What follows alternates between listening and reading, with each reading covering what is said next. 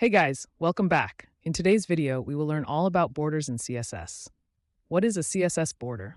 A CSS border is a rectangle surrounding the main HTML element. To give a HTML element a border, first write border dash style. Then select any border you like. I will choose a solid border. The border style property lets you make a border for an HTML element. I have the same code in Visual Studios, and if I run this, we can see our solid border surrounding our paragraph element. Now, the reason why the border goes across our entire website even without any text is because our paragraph element is a block level element, meaning that it takes the entire block or line of space. Since we now know how to make a border, we can learn how to decorate them. First, the border width property sets the thickness of our border.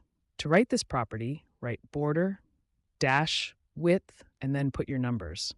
Just make sure to end your number with px for it to work.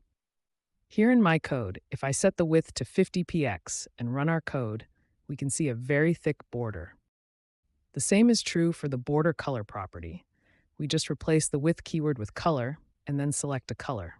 If we select red, red would be our border color. The last one on the list is the border radius property.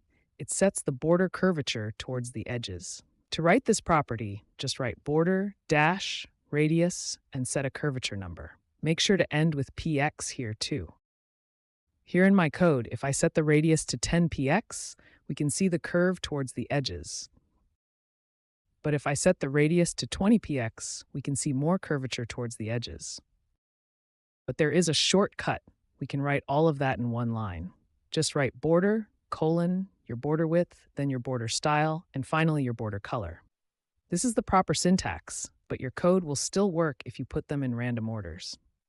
The last and the most interesting part in this video is learning how to deal with one specific side of a border only. All we need to do is to insert the keyword top, bottom, left, and right. Doing this will only affect the part you named. Let's use some examples. Imagine we have a code. Here we are trying to set a solid border to our HTML element. But on the next line, we have a code that sets a dotted border only for the southern side.